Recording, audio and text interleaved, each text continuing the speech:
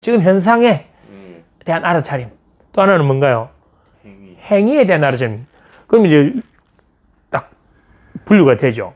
아, 현상 알아차림과 행위 알아차림. 그러면 현상 알아차림은 어떤 것이 있는가?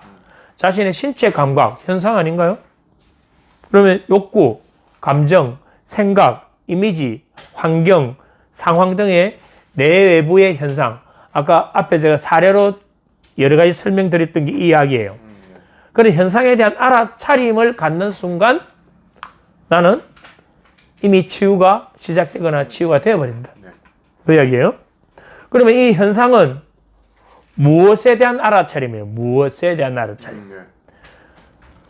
자, 행위 알아차림은 다른 사람들과의 관계에서 접촉 경계 혼란을 겪는다든지 환경과의 그러한 접촉 경계 혼란을 겪는다면 이건 그 행위예요. 이건 어떻게에 대한 알아차림이다 이 말이에요. 사고 패턴, 행동 패턴 이런 것들은 행위에 대한 알아차림이다. 그럼 요거 이제 개략적으로 이렇게 설명하고 이제 하나씩 풀어서 들어가 봅시다. 다음 페이지 한번 넘겨볼까요? 그럼 현상 알아차림.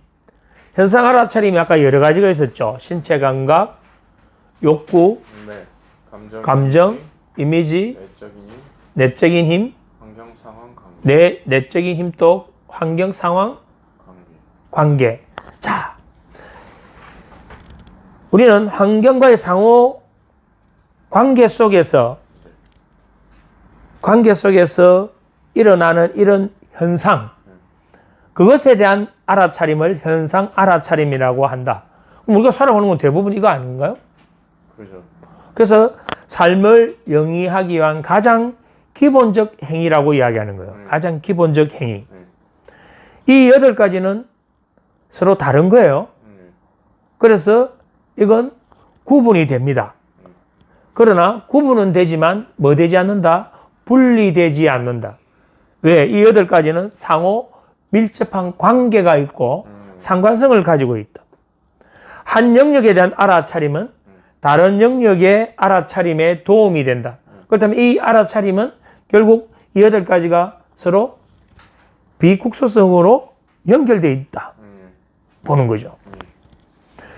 때로는 어떤 사람은 한두 개의 영역에 대해서만 지각을 하고 나머지 부분에 대해서는 알아차림이 차단될 수도 있습니다. 그것이 너무 심화된다면 접촉 경계 혼란을 일으키겠죠. 여러 가지 문제가 생기겠죠. 또는 어떤 상황에서는 어떤 특정한 부분에만 알아차림을 갖는 것이 그것이 때로는 집중이 되거나 몰입 현상을 일으키기도 하죠. 그래서 이것이 딱 구획해서 요렇게 하는 것이 맞고 틀리고의 문제가 아니다. 이 8가지를 지금부터 이제 하나씩 이해해 보면서 이것이 상호 밀접한 관계가 있다. 그래서 하나의 변화가 다른 모든 영역의 변화를 동반할 수도 있다. 이렇게 하고 이게 선생님, 네. 환경과의 상호작용에서 여기 이렇게 생긴 현상을 알아차린 것 되어 있잖아요. 여기 환경이 이런 환경을 의미하는 거예요. 아, 이 환경은 자연이든 여기에 있는 환경이든 사람이든 포괄적으로 다 포함하는 거예요. 외부 그런 것들을. 네, 모든 거. 신체 감각에 대한 알아차림이에요. 이게 상담을 해보면 내담자들이 자신의 욕구나 감정을 잘 느끼지 못하는 경우가 많아요. 그건 뭐냐면 딱 네 자로 줄이면 자기 상실에 가깝죠. 자, 이 알아차림 중에서 신체 감각에 대한 알아차림은 자, 우리의 감정과 신체 감각은 분류를 할 수 있죠. 구분을 할 수 있죠. 그러나 분리될 수 있을까요? 없을까요? 분리될 수 없죠. 내가 만약에 스트레스를 받는 부정적인 감정에 휩싸였으면 우리 몸은 어떻게 되나요? 몸으로 느낀 거죠. 몸으로 느끼면서 굳어지겠죠. 네. 아, 그러면 좀 더 넓은 범위에서 우리의 마음과 몸은 어떻게 되어 있나요? 구분은 할 수 있지만 분리될 수 없는 하나의 체계예요. 이걸 심신 상관성이라고 그러죠. 하나다 이 말이에요. 어떻게 보면 다른 형태의 하나다. 그렇다면 감정과 신체 감각을 이제 좀 좁혀서 보자고. 왜냐면 우리의 마음은 이 이성적인 부분도 포함되지만 감정적인 부분도 포함된단 말이에요. 그럼 그걸 좀 세부적으로 감정만 가지고 보자고. 이 감정과 신체 감각은 어떨까요? 완전 분리되어 있을까요? 연결되어 있을까요? 연결되어 있다면 내 감정이 억압되어 있는 상태라면 어떻게 될까요? 이게 이제 잘 풀어 들어가야 돼요. 내 감정이 부정적인 어떤 경험에 의해서 부정적 감정이 억압되어 있다면 어떻게 될까요? 그걸 드러내려고 하겠죠. 어떤 형태로든. 그런데 그 감정을 말로 어떤 행동으로 못 드러낸다면 신체 감각으로 드러낸다 이 말이에요. 신체 감각으로. 그럼 신체 감각으로 드러내는 그 부분을 상담 과정에서 내담자가 알아차림을 가질 수 있도록 도와주어야 한다. 그 이야기예요. 자, 배가 고프고 갈증을 느끼고 휴식을 하고 싶고 어떤 성욕을 느끼고 어금니 깨물기, 주먹치기 이런 것들은 결국은 뭘까요? 감정과 연결된 어떤 그런 신체 감각을 활용한 하나의 실마리를 잡을 수 있는 거예요. 아까 그 갈증에 대해서 설명드렸죠. 자, 갈증은 내가 일을 하면서 체내에 뭐가 부족한 것인가요? 수분이 부족한 거죠. 그럼 수분이 부족하니까 수분을 공급해야 된다는 물을 찾는 욕구가 생겼단 말이에요. 그 욕구에 대한 만약에 알아차림이 있다면 물을 찾는 행동을 하고 접촉을 해서 수분을 공급해서 그 개설을 해소하겠죠. 근데 그랑 갈증을 느끼는 그 욕구가 내가 알아차리지 못하고 계속 수분을 공급을 안 한다면 어떻게 될까 말이에요. 우리 몸은 계속 뭔가 언밸런스 나겠죠. 수분은 이제 고갈이 되고 그게 심하면 우리 생명까지도 위협하는 상황이 되지 않을까요? 자, 우리의 욕구나 감정은 쉽게 차단하거나 회피할 수 있습니다. 거짓말 탐지기 하시나요? 네네. 거짓말 탐지기는 무엇을 활용하죠? 신체 감각을 활용하는 거예요. 왜냐하면 사람은 마음으로 자기를 컨트롤할 수 있어요.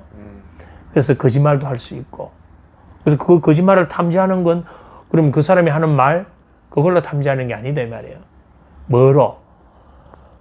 마음에서는 그거 아니다 하는데 몸이 이미 반응을 하고 있단 말이에요. 신체 감각을 잡아서 이게 말이 진실이다 아니다라고 판정하는 거예요.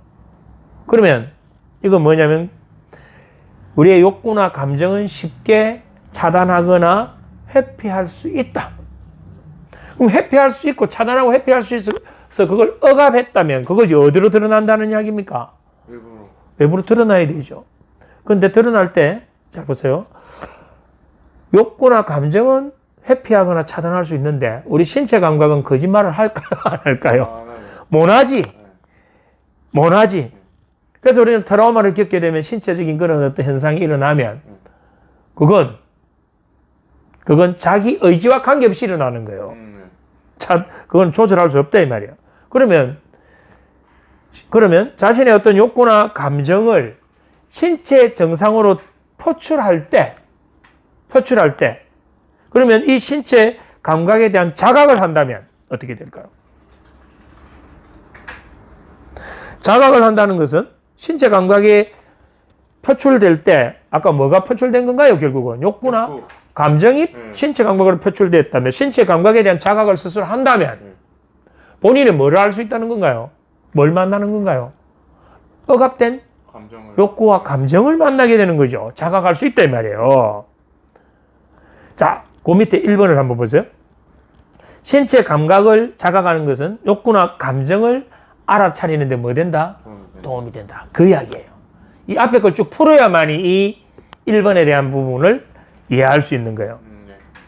결국 우리의 감정, 결국 정서적인 부분은 신체적인 어떤 감각과 연결되어 있다. 그렇다면 이 두 가지를 알아차림을 통해서 뭐 하는 것이 통합하는 것이 가장 효율적인 치유가 된다. 이렇게 보는 거예요. 그리고 우리는 심신상관성으로 이해할 수도 있다. 자, 이제 사례로 가지고 한번 볼까요? 상담 과정에서 이 내담자가 본인이 분명히 아무 문제도 없고, 뭐 부정적인 거는 감정도 없다고 하는데 계속 어깨를 자꾸 이렇게 경직을 시키고 있는 거예요. 근데 특정 이야기할 때 어깨 경직이 많이 올라가요. 누구 이야기할 때? 아버지에 대한 이야기를 할 때. 그래서 당신은 아버지 이야기를 할 때 어깨가 많이 올라가는군요. 라고 피드백을 딱 줍니다. 그럼 이 내담자가 끔찍 놀라면서, 제가 어깨가 올라갔나요? 라고 하면서 자기가 어깨에 올라간 이 긴장을 팍 만나버린 거예요. 긴장을 알아차리고 접촉해버린 거죠. 그 순간에 본인은 뭘 만나버렸을까요? 그 억압된 감정, 그걸 만나버린 거예요. 그래서 그 부분이 해소가 되어버린다. 또 어떤 사람들은 특정 신체 감각의 변화에 대해서 이야기를 해주면 울음을 터뜨리기도 합니다. 엄마 이야기를 할 때마다 이 어떤 내담자는 입술을 자꾸 떨리는 거예요. 그래서 당신은 엄마 이야기를 할 때 항상 입술이 바르르 떨리는군요 라고 입술에 대한 알아차림을 갖도록 딱 할 때 울음이 팍 터져버립니다. 뭘까요? 안에 억압시켜 놓았던 게 입술로 신체 감각으로 드러난 거예요. 그 신체 감각을 만난 것은 결국 안에 억압시켰던 그 감정을 만나는 거죠. 그래서 그 울음을 터뜨림으로 해서 그 엉어리졌던 게 분출돼 버린다 이 말이에요. 그래서 신체 감각에 대한 알아차림이에요. 첫 번째. 다음 욕구에 대한 알아차림입니다. 우리가 살아가는데 가장 중요한 것이 욕구 아닐까요? 삶에서 제일 중요하죠, 이 욕구가. 근데 많은 사람들이 자신의 그 욕구가 무엇인지를 모르고 살아가고 있죠. 그럼 우리가 그 자신의 욕구를 모른다는 것은 결국은 어떠한 현상을 만들어낼까요?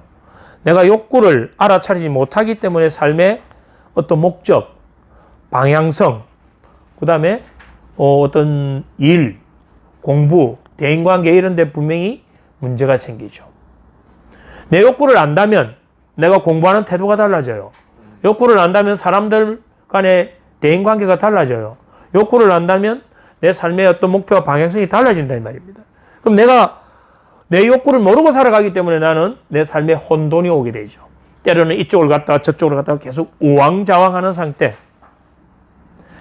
자, 욕구를 모르고 이렇게 살아가는데 그러면 욕구 표현에 대한 부정적 반응과 피드백을 이 사람은 계속 받았을 가능성이 높다.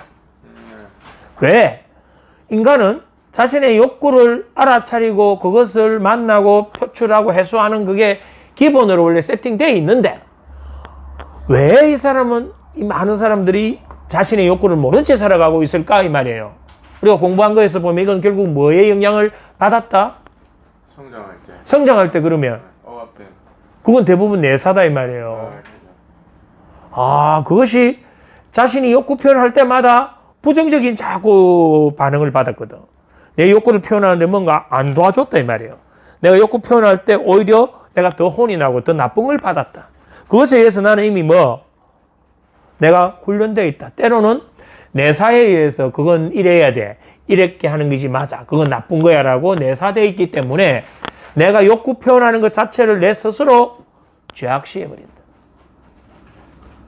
욕구 표현하는 게 정말 죄악시 받아야 될 것인가요?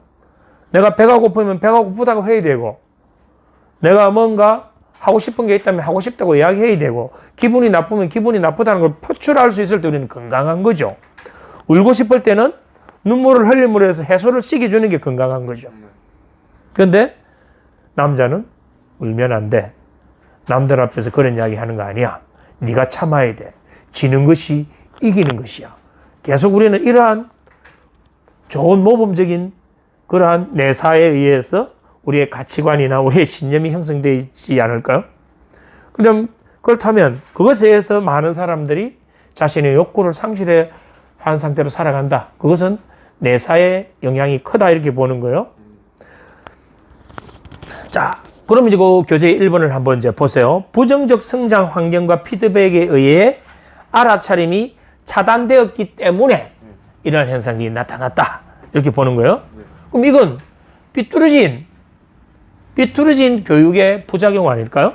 그렇죠. 그죠? 자, 2번을 보세요.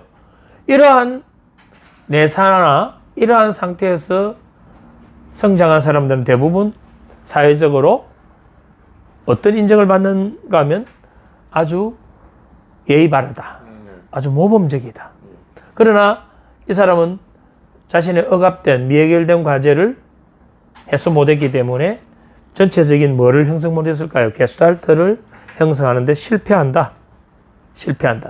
이제 실제로 이제 내가 여기서도 심리 상담, 특히 이제 부부 상담이나 남녀 관계에 대한 이런 상담을 해보면 이러한 부분들의 욕구에 대한 알아차림에 대한 문제를 갖고 있는 경우가 상당히 많아요. 자, 남편이 있고 아내가 있습니다. 남편은 아내가 집안일을 좀 깨끗이 정리정돈하고 자기를 좀 존중해 주기를 원해요. 아내는 자기의 가사활동에 대한 인정을 해 주기를 원하고 더 자신의 그 가사활동에 대한 가치를 자기도 뭔가 보상받고 싶은 그걸 갖고 있는 거예요. 그런데 서로가 원하는 건 있으면서도 자신 안에 욕구는 있으면서도 그것을 드러내지 않기 때문에 서로의 만남은 상보적 이러한 관계가 아니고 교차 교류를 하고 있는 상태가 되어버리죠. 자, 그렇다면 자신의 욕구에 대한 이 내면에 이걸 서로가 눌려버리는 거예요. 그럼 이건 뭐 됐나요? 억압되어 버렸고 미해결된 과제가 되어 있죠. 이게 시간이 지나면서 그 욕구에 대한 알아차림이 점점 사라져 버리는 거예요. 그런데 그 안에 그 욕구는 그대로 작동되고 있고 더 커지고 있거든. 그래서 나중에 만나면 만날수록 살아가면 살아갈수록 점점 더 부딪히고 갈등이 생기는데 부차적인 정보들까지 들어오면서 이게 이제 연합이 되기 시작하죠. 자, 이러한 상태로 해서 더 악화돼서 이제 상담을 하러 온다 이 말이에요. 우리는 상담을 할 때 지엽적인 부분으로 대부분 내담자들이 이야기하는 거기에 휘말려 들어가면 안 되는 거예요. 그러면 이 부부의 문제는 결국은 뭐냐면 서로가 다른 욕구를 갖고 있는데 이 욕구를 서로 뭐 안 했다? 표현을 안 했다 이 말이에요. 뭐 때문에? 욕구에 대한 알아차림이 서로 없었기 때문에. 그걸 본인은 무엇을 원하는지를 남편에게 먼저 이야기를 하는 거예요. 아내에게 본인이 원하는 바를 말해라. 그럼 본인은 원하는 바를 말하려면 자기 욕구에 대한 뭐를 해야 되나? 알아차림이 있어야 되고 그걸 끄집어내서 전달해 줘야 되거든. 그걸 경청하게 하고 다음 아내가 아내 입장에서 자신의 욕구를 알아차리고 표현하게 하는 거예요. 자, 이 두 가지 간단한 방법이잖아요. 이 두 가지를 서로 이렇게 해놓으면 서로가 서로에 대한 이야기를 할 때 경청하고 수용하고 공감하는 태도만 형성될 수 있는 상태로 3자가 개입해서 만들어주면 서로의 차이점에 대한 부분이 나오면서 접점을 찾아가는 게 나와지죠. 실제 이제 상담 사례에서 이런 모델로 해서 풀어서 해결되는 경우가 상당히 많거든. 뭔가요? 욕구에 대한 알아차림. 그런데 사람들은 뭐냐면 자신의 그 욕구에 대한 알아차림을 회피해버리거나 차단한 상태에서 계속 화살을 어디에 돌리나요? 상대방에게 계속 돌리는 거예요. 자신이 원하는 상대를 당신이 이랬었으면 좋겠어라고 그걸 알아차리고 표현해야 되는데 그걸 알아차리고 표현하기보다는 상대에게 계속 화살을 돌리는 거예요. 뭐에서? 투사에서. 계속 공격을 하죠. 그럼 상대는 공격당한 상대는 또 어떻게 할까요? 공격적으로. 마찬가지로 또 공격적으로 나오면서 그것이 대부분 연인 관계에서나 부부 관계에서 나는 그런 다툼과 갈등의 시작이죠. 자, 이제 욕구에 대한 이런 알아차림, 그것에 대한 표현이 의사소통을 도와주고 서로의 욕구를 해소해서 그런 갈등까지도 없애준다. 그러면 밑에 3번에 보세요. 자신의 욕구를 발견하면 뭐 된다? 놀라운 변화가 일어난다. 그래서 상담사가 당신이 지금 여기에서 원하는 것이 무엇인가요? 라고 물어봐야 돼요. 지금 여기서 원하는 것이 무엇인가요? 그것을 아내에게 하세요. 당신이 지금 여기서 원하는 것은 무엇인가요? 그것을 남편에게 하세요. 지금 여기에서 원하는 거. 그러면 이렇게 되죠. 나는 당신이 이렇게 해주기를 원해요. 라고 하지 말고 나는 지금 이것을 갖고 싶어요. 나는 지금 이렇게 뭔가를 받고 싶어요. 내가 좀 쉬고 싶어요. 지금 화를 내고 싶어요. 자신의 감정을 알아차리고 뭐 해라? 표현하라. 이 말이에요. 그러면 어떤 놀라운 변화가 일어나게 된다. 이게 욕구에 대한 알아차림. 이걸 사람들은 이 평범한 거, 우리 욕구가 가장 우리 삶의 중요한 가치라고 했는데 이 중요한 가치를 우리는 계속 늘려놓는 거예요. 그게 마음의 병이 되는 줄 모르고. 특히 우리나라 사람들이 이런데 좀 강해요. 유교적 전통 때문에. 우리나라 사람들이 세계에서 1등 하는 병이 뭔지 아세요? 화병이에요. 심지어는 이 화병이 우리나라 말로 등록되어 있어요. 세계보건기구에. 화로 등록되어 있다니까. 화병. 그게 화병이 어떻게 생기나요? 자신의 욕구와 감정을 억압시켜서 오는 거 아닌가요? 그런데 그것이 과거에는 미덕이었거든. 그것이 참 선한 것이고 그것이 정의로운 것으로 평가받았잖아. 아직도 그러한 그거에 우리는 구속된 상태에서 살아가고 있지 않을까요?